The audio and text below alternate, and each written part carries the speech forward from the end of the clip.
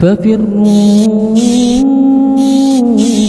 إلى الله إني لكم منه نذير مبين. Dan hari-hari ini Bapak dan Ibu-ibu yang dimuliakan oleh Allah, kita sering mendengar ya para kiai yang dianggap sebagai ulama, yang dianggap sebagai panutan umat, yang menamakan dirinya sebagai ahlus sunnah wal jamaah, dia berceramah di acara maulid sebagai bentuk kecintaan kepada Nabi, tetapi na'udzubillah di acara itulah dia menghina Nabi kita Muhammad sallallahu alaihi wasallam. Kalau Rasulullah sallallahu alaihi wasallam itu berada di negeri ini, ya mungkin kecilnya juga beliau nyolong jambu. Na'udzubillah. Ini merupakan celaan kepada Nabi Muhammad sallallahu alaihi wasallam. Dan mencela Rasulullah sallallahu alaihi wasallam itu hukumnya kufur, murtad dari agama. Nabi kita Muhammad sallallahu alaihi wasallam sebelum beliau diangkat sebagai rasul, dan setelah beliau diangkat sebagai rasul, beliau dijaga oleh Allah Subhanahu wa taala dari perbuatan kesyirikan dan juga dijaga dari dosa-dosa besar.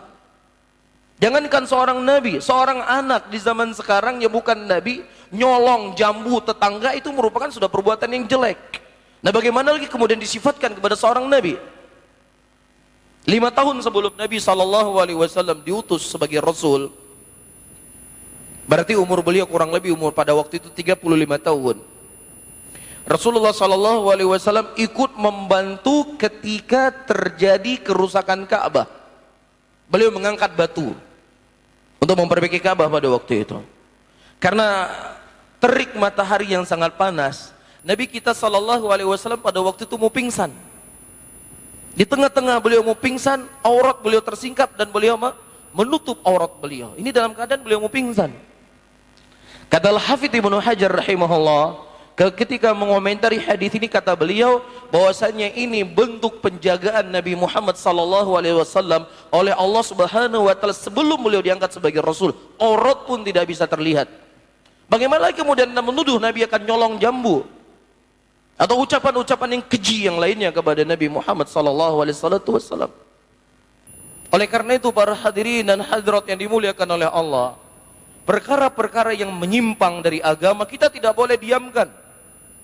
Perkara-perkara bid'ah, perkara-perkara mungkar, kita harus mensuarakan masalah ini.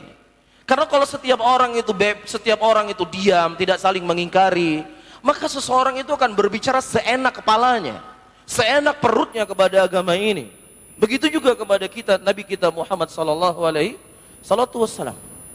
Ya, maka kita tidak akan pernah rela, tidak akan pernah ridha dari siapapun yang mereka mengucap kalimat-kalimat yang jelek kepada Nabi kita Muhammad sallallahu alaihi wasallam. Dan ini ada pelajaran yang berharga untuk kita, para hadirin dan hadirat yang dimuliakan oleh Allah, untuk seseorang itu berhati-hati mencari guru.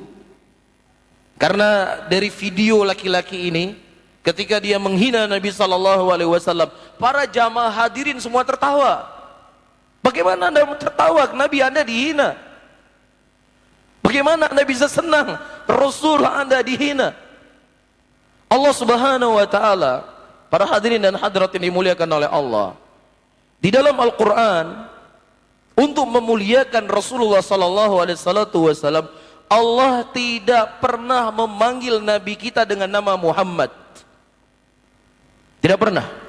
Berbeda dengan nabi-nabi yang lain. Ya Yahya khudil kitaba bil quwwah, wa Yahya ambillah kitab dengan kekuatan. Ya, tetapi Allah ketika memanggil Nabi kita mengatakan ya ayuhan nabi qul li azwajika wa banatika ila akhir ayat. Ya ayuhar rasul balligh ma unzila ilaika min rabbik. Ya, tidak dipanggil nama oleh Allah, tapi dipanggil ya ayuhan nabi, ya ayuhar rasul.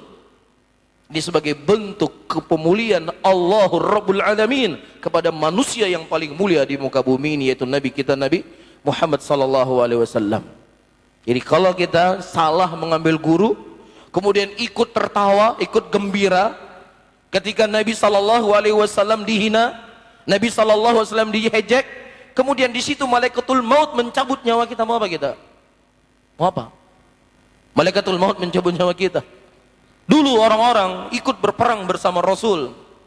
berjihad bersama Rasul, ikut perang Tabuk.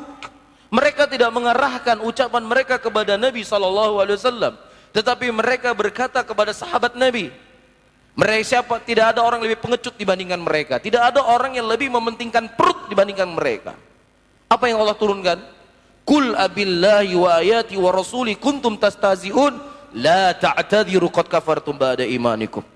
Katakanlah, apakah kepada Allah, kepada ayatnya dan kepada Rasulnya kalian memperolok-olok? Sungguh tidak ada uzur bagi kalian, kata Allah, dan kalian telah kafir yang tadinya kalian adalah orang-orang yang beriman. Jadi ini bukan masalah sepele. Ini bukan masalah udah saya minta maaf.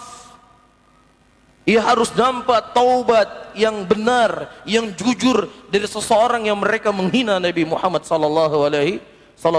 Oleh karena itu saya tegaskan kembali, hati-hati para hadirin dan hadirat mengambil ilmu, hati-hati. وما أرسلنا من قبلك إلا رجالا نوحي إليهم فاسألوا أهل الذكر إن كنتم لا تعلمون بالبينات والزبر وأنزلنا إليك الذكر لتبين للناس ما نزل إليهم ولعلهم يتفكرون أفامن الذين مكروا السيئات أن يخسف الله بهم الأرض أو يأتيهم العذاب من حيث لا يشعرون أو يأخذهم في تقلبهم فما هم بمعجزين أو يأخذهم على تخوف